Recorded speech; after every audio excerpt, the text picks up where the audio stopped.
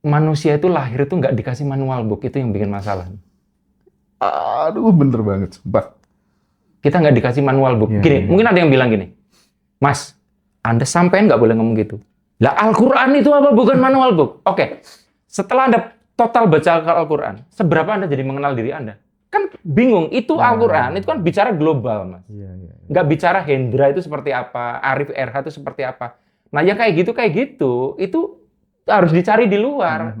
Karena ayat-ayat itu ada yang tidak tercakup di situ kan, ayat-ayat alam itu kan pembacaan terhadap situasi Ini apa? pedoman Iya. hidup yang basisnya adalah dari leluhurmu, orang Nusantara sendiri, berdasarkan ilmu titen mungkin, Bang. Iya, betul. Itu Mas, aku meyakini orang kalau belum bisa optimal karena belum bisa mengenali Mengenal, dirinya dengan setuju detail. banget. Gini, kenapa aku bilang kata detail, Mas? Bukan kata mengenal dirinya dengan baik. Karena mengenal dirinya dengan baik itu belum tentu detail. Oke. Detail tuh sampai ibaratnya aku itu kalau makan ini kemungkinan sakit ini. Itu kan kalau semakin kita bisa tahu detailnya, maka kita jadi tahu do and don't-nya. Kita jadi bisa lebih presisi. Yang kalau dalam pertandingan sepak bola, Mas, detail-detail kecil ya yang akan menentukan juaranya siapa. Iya, iya. Detail kecil, Mas. Bukan lagi mana yang paling kuat, tapi detail kecilnya. Iya, iya. Oke, Mas. Nah, kadang dalam rumah tangga tuh ya, kadang kita dihadapkan sama dua pilihan, misalnya antara pasangan sama orang tua gitu. Pertanyaanku simple, mana yang lebih ngaruh ke kehidupan Kehidupan kita ya. antara pasangan dan Iya. orang tua? Kalau jawaban komprehensifnya jelas dua-duanya ya, Mas ya. Tapi kalau dikatakan mana yang lebih berpengaruh, itu tergantung. Ketika Anda masih single, Orang yang tua. lebih berpengaruh orang tua. Oke. Tapi kalau Anda udah menikah, aku melihat dominasinya 80% itu pasangan hidup ngaruh banget dalam hidupnya. Jadi makanya di sini kita bisa lihat bahwa kenapa orang itu bisa berubah banget hidupnya, entah jadi lebih baik atau tidak ketika setelah menikah. Karena masuk variabel baru yang mereplace ini. Mereplace orang tuanya ini. Jadi bukan berarti terus, oke, berarti karena menurut Mas Arif ketika udah menikah tuh yang lebih besar pasangan hidup, ya saya anggap orang tua saya nggak ada. Nggak bisa gitu juga, cuman dominasinya lebih besar ini. Kenapa? Ya karena di situ sudah percampuran energi, Mas. Jadi orang tua udah memberi doa restu dan sebagainya, istri menyabotase, itu bisa cukup ngaruh loh untuk akhirnya jadinya bagaimana. Aku punya satu cerita, nggak tahu relate apa enggak gitu. Jadi aku tuh punya kenalan, dia salah satu orang yang aku anggap guru gitu. Menarik nih, metodenya dia pakai nama, Mas. Gimana tuh? Nama misalnya ya, aku mau menikah, aku sodorkan 4 nama cewek. Oh, Ini 4-4-nya kalau aku mau serius, dia pasti mau nikah sama aku gitu ya. Terus dihitung. apanya yang dihitung? Nama itu. Oh, namanya dihitung. Disilangkan nama dia gitu. Kalau ini nanti begini, Hen. Rezekimu gini. Oh, Tapi kalau ini nanti rezekimu bisa tumpuk 3. Iya. Oke. Kalau sampai anakmu umur segini nggak bisa gini, potong jari-jarinya mbahmu ini. Gitu, Oh ya, gini, sampai kayak saking gitu. dia untuk proof bahwa ini nggak ngaco ya. Bener. Terus dari murid-muridnya banyak yang cerita. Bahwa analisis itu betul-betul terjadi. Iya, dalam rumah tangganya. Menarik gitu. kan? Nah, sekarang gini. Kenapa yang dihitung cuma namanya dia sama nama calonnya kan? Iya. Nggak dimasukkan variabel orang tua. Betul. Itu yang saya maksud. Pasangan, Ketika iya. sudah menikah, dominasi hidup kita dipengaruhi oleh pasangan, Mas. Jadi, jujur aja ya, misalkan setoksik apapun orang tua Anda, pastikan untuk mengubah hidup, Anda milih pasangan yang benar. Karena itu akan menggeser. Aku sepakat dengan hal itu. Jadi kan kadang ada orang yang putus asa, Mas. Konsultasikan nama pasanganmu dulu. Iya. Ya. Kadang ada yang putus asa, Mas, orang tuaku dua-duanya kacau, Mas. Suka tuh, apalagi katanya menurut agama saya bahwa orang tua tuh gini, aku udah dianggap anak durhaka. Walaupun perspektifnya orang tua ya. Iya. Kadang kan ada orang tua toksik yang apa-apa bilang anaknya durhaka, padahal yang nggak bener orang tuanya. Nah, aku selalu bilang, kamu punya PR 1. Cari calon suami yang baik, yang bagus banget, sebagus mungkin. Karena caranya cuma itu, untuk memutus itu. Tapi menariknya, si guruku tuh, misalnya dia udah kadung cinta, wis gak iso dipenging lah ibaratnya ya. Itu ada solusi pada saat ijab kabul. Namanya diubah hanya pas pada saat ijab kabul itu aja. Ini relate kan? Nah, ini menarik ya. Kelihatannya ijab kabul itu biasa aja ya. Mas Hendra pernah dengar nggak ada yang diijab kabul ulang dan itu ngaruh banget ke hidup. Oh iya, banyak kasus kayak gitu. Iya, karena balik lagi Mas, waktunya berubah. Bukan hanya itu. Ketika dijab kabul ulang, dia menyatu dengan dia itu ditegaskan ulang di ruang waktu yang berbeda. Iya. Aku jadi teringat akhirnya. Iya, bukan hanya itu, waktunya pun makanya gini, saya tahu mungkin saya akan dianggap ngayal atau mengada-ada atau cocok logi ya. Jadi terlepas dari sesalah-salahnya primbon, itu juga tidak 100% salah, Mas. Makanya orang dulu sampai mikir tentang tanggal ini bagusnya apa, hari apesnya apa. Itu sebetulnya pada tingkatan detail itu ada sebetulnya. Iya, ada. Walaupun sekali lagi custom banget tergantung orangnya. Jadi mbah-mbah kita tuh sedetail nah, itu. aku masuk ke situ maksudnya. Jadi itu ternyata ada keilmuannya based on leluhur Nusantara kita. Gitu. Iya. Jadi saya makanya yakin itu. Di Ngaji Roso tuh aku pelan-pelan mulai masuk ke sana. Iya Mas, bahkan Mas, blueprint jiwa pun itu kita ambilnya dari Warige, Bali. Oh, Mas, primbonnya orang Bali, Mas, dan Mas Arif tahu. Jawa yang Jawa banget itu ke Bali. Iya kan? Jadi sana itu Jawa itu. Dan hebatnya ya Mas ya, orang kita bikin blueprint jiwa tuh kan belum ada 3 bulanan ya. Iya, sudah 1.500 berapa gitu yang order dan cocok mereka. Gini, Mas, aku tuh akhirnya berubah cara memandang bagaimana biar orang itu dapat ilmu apapun dari Ngaji Roso lah, dari mana ya, supaya lebih applicable buat dia. Orang itu harus tahu betul dia tuh seperti apa dulu. Oke ya, apapun caranya, dia harus tahu dulu. Jenengan, Mas Habib, kalau jadi pemain bola, ternyata maaf Mas. Ini padahal tadi udah tak tak matiin, scam. Ya. Apa tadi Mas? Itu harus kenal dirinya. Nah, Mas Habib, supaya main sepak bolanya itu optimal, caranya gimana? Anda harus tahu betul diri Anda kan? Anda itu kecepatan larinya berapa, tingginya berapa, iya, napasnya itu pendek apa panjang, kaki dominan kiri atau kanan. Kalau kaki dominan kiri terus Anda di posisi itu kan ngaruh kan? Itu harus detail Anda tahu dulu, maka baru Anda itu bisa main bola dengan benar. Jadi Mas, mau ini dikasih ilmu vibrasi, dikasih ilmu apa? Kadang yang jadi nggak membuat dia hebat itu bukan karena ilmunya salah, tapi aplikasinya nggak sesuai dengan dirinya. Jadi dia tuh harus bisa tahu dia tuh apa. Ya. Nah, makanya pas kemarin Mas Hendra bilang ada blueprint jiwa, di situ orang dikasih tahu gini. Orang itu disuruh melihat detail dirinya. Fungsinya apa? Nah, bahkan menurut saya itu dulu, Mas. Aku udah melakukan teknik yang diberikan TVB, kenapa kok nggak bisa begini? Kadang sebuah teknik itu butuh sedikit penyesuaian adjustment, dan itu butuh pengenalan terhadap diri sendiri, Mas. Nangkep nggak maksud saya, Mas? Aku tuh, Mas, pertama kali baca blueprint jiwaku yang premium, itu aku tuh jarang nangis orangnya. Nangis aku jam 3 pagi. Karena ngerasa, loh ini kok gue? Oh, dan ini memang bukan seperti kayak dibaca kayak orang pada umumnya. Nangis pertama itu, nangis kedua aku tuh alasannya. Kenapa gak dari dulu?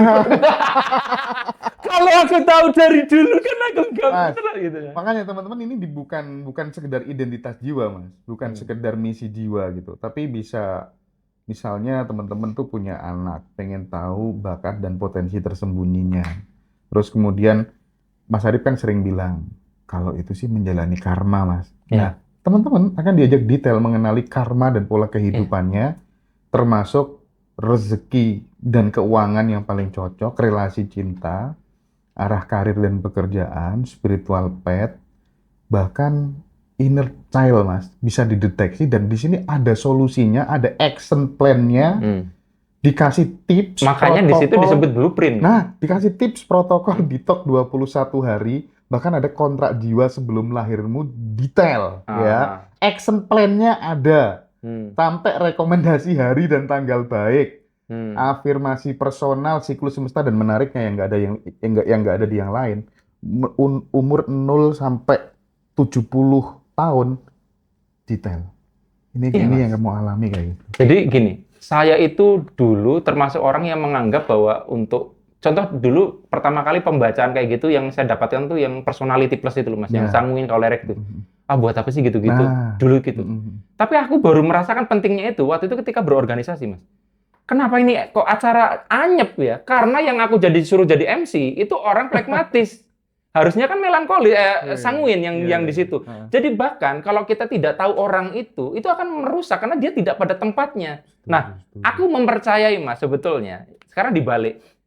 Orang itu harus tahu dulu dirinya dengan baik, baru itu akan jadi jawaban kenapa dia tidak bisa melakukan apa yang sudah dia pelajari. Nah, gini Mas. Benih. Apakah dia benih ya? Apakah benih itu kudu sekolah untuk tahu caranya jadi pohon? Enggak kan? Enggak. Yang penting lingkungannya tepat, dipendem, nanti dia jadi pohon. Setuju. Ya. Burung pun itu juga tidak perlu kursus terbang, dia ada naluri ke sana. Nah, sebetulnya yang jadi masalah adalah kalau misalkan kita itu melihat dari sudut pandang itu kan, kalau kita lihat benih tadi, benih itu terus nanti bisa jadi pohon, berarti kan sebetulnya pohon itu udah ada di dalam benihnya. Betul. Nah, pertanyaannya, kenapa ada benih nggak tumbuh pohon? Ini kan berarti kan sebenarnya bukan karena apa, Pak. Nah, sama Mas, kayak orang itu tuh sudah belajar macam-macam, kok ini nggak tumbuh gitu loh. Ya karena benih itu harusnya ditanamnya di pasir, ditanamnya di air gitu loh. Tanahnya nggak subur. Iya, jadi dia tidak spesifik mengenal apa kebutuhan dari benih ini biar tumbuh jadi pohon. Nah, blueprint jiwa lah dan macam-macam. Itu adalah mengenali Anda kan benih gitu. Bukan karena aku yang punya, tapi kalau blueprint jiwa, aku benar-benar menyarankan ke teman-teman Ngaji Roso, dan kita jualnya hanya 388.000 aja. Tapi kalau mau yang premium yang sampai apa tuh namanya? 40 berapa? 42 layar berapa halaman PDF? Sekitar 46 lebih ya. Kalau yang blueprint jiwa yang basic itu sekitar 30 halaman PDF, teman-teman ya. Itu manual book, Mas. Jadi gini. Ya, benar Mas. Manusia itu lahir itu nggak dikasih manual book, itu yang bikin masalah. Aduh, bener banget, sumpah. Kita nggak dikasih manual book. Gini, mungkin ada yang bilang gini, Mas, Anda sampean nggak boleh ngomong gitu. Lah, Al-Quran itu apa bukan manual book? Oke, setelah Anda total baca Al-Quran, seberapa Anda jadi mengenal diri Anda? Kan bingung, itu Al-Quran, itu kan bicara global, Mas. Nggak bicara Hendra itu seperti apa, Arif RH itu seperti apa. Nah, yang kayak gitu, itu harus dicari di luar. Karena ayat-ayat itu ada yang tidak tercakup di situ kan, ayat-ayat alam itu kan pembacaan terhadap situasi ini pedoman hidup yang basisnya adalah dari leluhurmu orang Nusantara sendiri berdasarkan ilmu titen mungkin Mbak. Iya, betul. Itu Mas, aku meyakini orang kalau belum bisa optimal karena belum bisa mengenali dirinya dengan detail. Gini, kenapa aku bilang kata detail, Mas? Bukan kata mengenal dirinya dengan baik. Karena mengenal dirinya dengan baik itu belum tentu detail. Detail tuh sampai ibaratnya aku itu kalau makan ini kemungkinan sakit ini. Itu kan kalau semakin kita bisa tahu detailnya, maka kita jadi tahu do and don't-nya. Kita jadi bisa lebih presisi. Yang kalau dalam pertandingan sepak bola, Mas, detail-detail kecil ya yang akan menentukan juaranya siapa. Detail kecil, Mas. Bukan lagi mana yang paling kuat, tapi detail kecilnya. Oke, Mas Arif. Untuk blueprint jiwanya, buat teman-teman yang udah beli basic, mau naik ke premium, nggak perlu bayar semuanya, cukup nambah kurangannya. Itu informasinya dari tim blueprint ya. Ordernya hubungi Mbak Dara atau di kontak person yang ada di kolom deskripsi YouTube Ngaji Roso atau di video TikTok teman-teman. Tadi udah disematkan sama Mbak. Wah, iya. Nah, Mas, Sandwich Generation tadi butuh blueprint jiwa kan? Ya Allah, luar biasa tuh Mas. Banyak orang yang merasa tertolong. Bener? Itu. Iya. Aku jadi ngerti ya, jadi ngeblanknya kenapa tuh. Iya. Betul. Nah, Mas Arif, sekarang Mas, tentang doa yang tidak kita sadari. Nah, ini juga bisa mempengaruhi orang-orang sekitar atau orang-orang terdekat kita itu gimana, Mas? Jadi gini, ini awalnya aku sadari itu dari diriku sendiri. Jadi sebelum aku nikahi, istri saya itu kan yatim piatu, Mas. Dia tuh punya catering, punya warung gitu loh. Mandiri dia tuh, beli motor sendiri, beli laptop sendiri, dia tuh sendiri, mandiri gitu.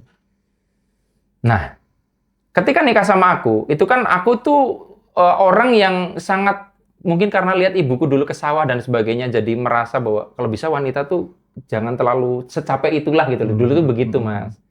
Nah, jadi aku tuh ingin ngomong, tapi kok istri saya kayaknya kok menikmati itu gitu loh. Tapi lihat dia tuh kalau pas lagi banyak cateringan, aku kan nggak bisa bantu. Dia harus bangun pagi ke pasar. Dalam hati saya tuh tanpa disadari, waktu itu belum ngerti. Wah, kasihan ya istriku ya. Kasihan gitu loh. Dia harus gini, kasihan ya, kasihan. Masak kayak, tau nggak? Lama-lama sepi, akhirnya warungnya tutup. Warungnya tutup, Mas, akhirnya. Dan aku tuh belum sadar bahwa itu terjadi karena saya. Nah, aku tuh baru sadar ketika aku posting di Facebook waktu itu. Nggak tahu artikelnya masih ada nggak. Banyak yang komen kejadian serupa. Jadi, validasinya kan harus ada kemiripan kejadian. Loh, Mas, ini kejadian dengan aku. Kemarin suamiku tuh jadi sales. Dia harus muter gitu kan. Pulang kehujanan pakai jas hujan. Masak ya bojoku ya, masak. Akhirnya di PHK. Itu banyak kasus serupa. Masak gitu loh. Jadi, dapat validasinya ketambahan ketika aku ikut belajar kepada seorang guru dari Bali, Mas ya. Dia bilang tentang jurus mesake. Ya, jurus mesake. Mesake itu rasa kasihan, itu tuh powerful, tapi kalau di belakangnya tidak komplit, itu menghancurkan. Harusnya, kalimatku tuh gini waktu itu. Mesake yo bojoku ya. Mudah-mudahan punya karyawan 100. Nah, harusnya lanjutannya ada. Nah, itu yang ada di kepalaku cuma mesake yo bojoku ya, kesel ya. Itu nggak ada solusinya kemana. Harusnya jurus mesake yang komplit dan memberdayakan. Betul. Tuh kayak gitu. Jadi kayak misalnya nih istrinya Mas Hendra ya. Mesake yo Hendra ya. Oh, kalau istriku enggak misalnya. Kalau istriku udah praktek ilmu itu karena dengar dari ilmu. Ya, jadi mesake ya Hendra itu mudah-mudahan timnya tambah banyak, mudah-mudahan badannya sehat. Harus ada lanjutannya. Asli praktek kayak gitu, asli praktek kayak karena gitu. Kalau misalkan hanya mesake tok, itu kan nanti semesta iki maksudnya kon kepiye? Hendra kon mandek, opo Hendra kon rehat, opo kon kepiye? Jadi kasihan tuh, hati-hati loh. Itu jurus mesake itu begitu. Jadi Mas, kalau lihat ada wanita yang kelihatannya masuk kriteria Anda, mesake yo, apa tak pek bojo wae. Itu jurus mesake Mas ya. Nah, itu. Jadi nggak usah diperdalam teman-teman. Tapi ini ilmu keren sekali ya. Catat ya teman-teman ya. Makanya sekali lagi aku recommended teman-teman wajib baca buku Kitab Ilmu Vibrasi dan Holistic Life-nya Mas Arif RH. Besok yang di Ambarukmo silakan bisa dapat atau bisa pesan online langsung ke kita ya. Jadi Mas Hendra tuh besok tuh ada event ya di Hotel Ambarukmo. Masih ada seat ya Mas ya kayaknya ya. Udah nggak ada. Udah close ya. Ada. Jadi tinggal yang online Mas. Oh, tinggal yang online ya, tinggal yang online. Jadi Mas Hendra tuh sebelum besok acara hari ini wawancara saya, makanya tapi aku nggak akan bilang mesake Hendra itu, nggak akan. Aku tuh kalau lihat jenengan itu banyak banget agenda, itu bukan mesake. Kok Hendra iso se-strong itu ya? Gitu loh. Makanya bukan mesake. Aku tidak pernah lagi menggunakan kata mesake loh setelah tahu itu. Karena kalaupun mesake ya harus ada lanjutannya. Hendra kok iso kuat banget ya, strong. Kagum aku iso ngono gitu loh. Sekarang akhir-akhir ini justru merasa blessing karena support tuh datang dari berbagai macam penjuru dan mereka tulus luar biasa kayak Mas itu. Jadi kayak tuh cuman ya itu tadi ya, resikonya capek. Kalau capek wajar ya Mas ya. Capek itu wajar, yang penting jenengan punya kontrol, karena kalau tidak kan disuruh istirahat dengan cara paksa. Setuju. Itu aku udah belajar ya. Ya, jadi Mas Hendra juga ke anak-anak juga sama, misalkan mesake ya bocah iki kan. Itu harus ada lanjutannya. Oke. Kadang orang tua luput loh itu. Karena mesake kan karena mesake ya bocah iki ya kok. Jurus mesakenya harus komplit, nggak boleh unfinished. Diikuti dengan kata-kata yang memberdayakan. Mesake ya bojo, mudah-mudahan sesuk oleh bojone sing apik juga gitu, ada lanjutannya. Terakhir Mas Arif, apakah vibrasi bisa menempel pada benda-benda sekitar? Misalnya kayak kursi, bangunan, tembok, terus ruangan mobil kayak gitu ya, kamar gitu. Jadi gini, Mas Habib pernah dengar mitos yang jangan beli mobil yang habis kecelakaan atau kendaraan. Atau kalaupun beli, pastikan diselamatin atau di... Itu di Bali itu kalau beli mobil second apalagi, iya. Itu kan kesannya hanya mitos ya.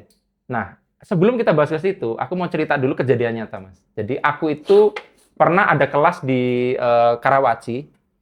Jadi waktu itu, ini rumahnya, terus pakai ruangan sebelah yang biasa dia gunakan untuk terapi. Di situ ada kursi ratapannya. Kursi ratapan tahu yang kursi untuk terapi itu. Nah, di situ kita ngajar, saya ngajar di situ. Udah pakai tempat saya aja. Gitu. Bukan dinding ratapan Solo ya? Bukan. Nah, sebelum ngajar, saya itu tiduran di situ. Nah, ya gitu loh. Nah, dan saya mau cerita ya, saya tuh kadang ada kumat kepekaan, Mas. Tahu. Iya, jadi Mas Habib sini. Nggak apa-apa, nongol ke sini aja. Ini orangnya juga peka banget nih, Habib. Sini. Iya. Coba sini. Habib. Awas nyandung. Alawi. Nggak apa-apa, masuk ke frame nggak apa-apa lah. Nah, nggak apa-apa. Kalau saya tekan di sini, sakit nggak? Sini? Iya. Sakit ya? Nah, ini perhatikan kalau nanti pas lagi bulan purnama, kamu tekan di sini, itu lebih sakit lagi. Oh. Jadi gini, tak ceritain ya. Jadi ciri orang peka, itu ubun-ubunnya itu mudah banget sakit. Ini lagi enggak. Jadi aku kumat-kumatan, Mas. Coba Mas Hendra. Enggak sakit? Enggak sakit ya? Enggak. Ya, sensitif banget tuh. Nanti, coba nanti pas bulan purnama, disentuh sini, pasti dia sakit banget. Iya, coba ya. Iya, coba ya, dicoba ya. Nah, gini. Jadi, ini ceritain guruku ya. Ketika kita itu masih bayi, itu kan tengkorak kita nggak rapat kan? Nah, ini koneksi kita ke semesta tuh masih kuat, Mas. Nah, ketika kita itu sudah dewasa, kan lama-lama rapat gitu loh. Nah, untuk orang-orang yang peka, itu tuh nggak rapat-rapat amat, Mas. Sehingga koneksi dengan semestanya tuh kuat. Sehingga dia tuh koneksi data dengan semestanya kuat. Nah, tapi Anda jangan ambil jalan pintas ya. Wah, saya pengen peka biar ini peka dibolongi pakai paku gitu. Jangan gitu loh. Jangan begitu caranya. Enggak gitu. Nah, coba perhatikan orang-orang yang indigo asli, yang betul-betul indigo ya, yang nggak abal-abal ya. Itu pasti disentuh sininya sakit. Saya kadang kumat, kadang enggak. Jadi saya pas waktu itu kumat. Cuman aku kan belum ngeh, Mas, tentang kayak ginian gitu. Nah, jadi kadang ini kenapa sih sini kok kayak sakit gitu loh. Sakit sensitif, Mas. Jadi sisiran kalau kena bagian sini tuh jadi sakit. Sini ya? Tapi ini enggak, ini lagi enggak. Sini Mas, persis ubun-ubun ini. Oh. Maaf ya, aku loncat-loncat. Harus tak jelasin dulu. Waktu di Surabaya di hotel Singgasana peserta kelas. Jadi dulu Mbak Manda ikut kelasku di kelas itu, di hotel itu, Mas. Ada orang namanya Pak Rizky. Dia cerita, Mas, kenapa ya aku itu setiap bulan purnama itu kalau denger koin jatuh bahkan dari jarak 10 meter, itu rasanya kayak piring jatuh di dekat saya. Kelontang, Mas. Sensitif banget kupingnya. Pak, Bapak boleh ke depan. Tak sentuh sininya. Aduh. Tak sentuh sini. Aduh, serius di kelas itu. Kenapa Mas Arif? Gini, Pak. Orang yang sensitif banget indranya, yang indra keenamnya itu ubun-ubunnya itu sangat sensitif. Nah, Bapak itu kayak gitu, pasti pas bulan purnama lebih sakit lagi. Nah, balik ya. Aku tuh kayak gitu, jadi kumat-kumatan. Nah, aku tidur di sofa ratapan itu. Tahu nggak, Mas? Pas ngajar, aku nggak bisa ngajar. Itu kelas yang akhirnya aku gagalkan. Pas ngajar tidur, nangis aku nggak bisa ngajar. Jadi rasanya tiba-tiba sedih banget, aku kok nangis, mau ngomong lagi, nangis, nggak ada jelas. Akhirnya apa? Aku diterapi sama peserta. Wah, memalukan itu bener-bener. Itu kelas gagal itu saya. Yeah. Sampai akhirnya tak suruh riset semua peserta. Nah, pas waktu diterapi, sama yang punya rumah ya, apa yang Mas Arif rasakan? Aku merasakan gini, aku merasakan aku bayi, aku mau digugurkan gitu. Kaget. Mas, punten ya. Yang jenengan ceritakan, itu adalah klien yang terakhir kali duduk di kursi itu. Ya ampun. Berarti memorinya kan ada di situ. Iya. Dan Arif Rehna lagi peka. Ini serius lah, aku demi Allah ya cerita ini. Abis itu tahu nggak, dibersihin itu ruangan itu energinya tuh. Dia dibacain doa, pakai singing bowl, itu dibersihin. Nah, jadi di bukunya dokter ya, R. Paryarya Suryadipura, itu ada 2, ada manusia dan atomnya dan alam pikiran. Itu buku itu diterbitkan zaman masih ejaannya U-nya masih OE loh, Mas. Itu katanya pikiran manusia, emosi manusia itu bisa nempel bahkan di level atomik. Mudah-mudahan saya benar ya, kalau salah dikoreksi. Secara natural, kalau dibiarkan itu bisa 1 tahun bertahan. Tapi kalau diperkuat terus, ya akan ada terus. Nah, emosi itu apa aja? Bisa positif, bisa negatif. Jadi kalau sebuah ruangan sering banget kita pakai untuk bertengkar, entah kenapa Mas, masuk ke situ, hawanya ingin marah aja. Itu terjadi kalau vibrasi kita lagi rendah dong, terpengaruh oleh vibrasi ruangan itu. Nah, ada kejadian menarik. Ini demi Allah sekali lagi asli. Mas, saya mau curhat, mau nanya. Ini laki-laki. saya itu dengan istri saya nggak pernah bertengkar, nggak pernah bermasalah. Nah, kemarin saya tuh beli rumah cash, rumah second ya, bukan rumah baru. Murah, dibelilah di situ. Setelah di situ nggak ada seminggu, pisah ranjang, Mas, sudah mau cerai. Iya. Kenapa ya, Mas? Ya vibrasi apa salah? Terus saya langsung ingat kejadian itu, tak japri. Mas, tolong lacak siapa pemilik rumah itu dan riwayatnya gimana. Ternyata tahu nggak? Itu suami istri ribut mulu bertahun-tahun, Mas, lempar piring dan sebagainya itu. Itu rumah bertengkar sehingga mereka bersepakat menjual rumah itu.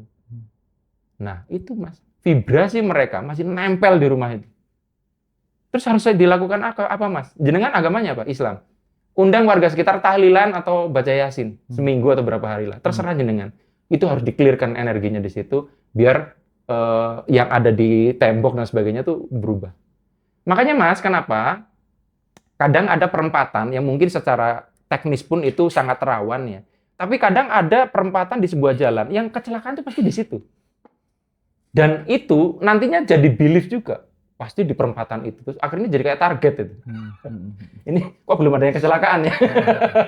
Nah, di Bali, perhatikan, setiap ada kecelakaan langsung ada upacara di situ. Supaya apa? Dirilis memorinya. Jadi orang dulu itu apa-apa diselamatin itu nggak ada salahnya loh, Mas. Kita ini yang terlalu modern nggak ngerti bahwa itu canggih banget sebetulnya. Nah, saya termasuk orang yang dulu juga menentang gedung DPR MPR itu dibongkar. Saya bilang ngapain buang-buang anggaran. Suatu saat saya ada kelas di situ. Saya masuk ke situ, Mas. Ya Allah, bangunan ini dibongkar aja deh.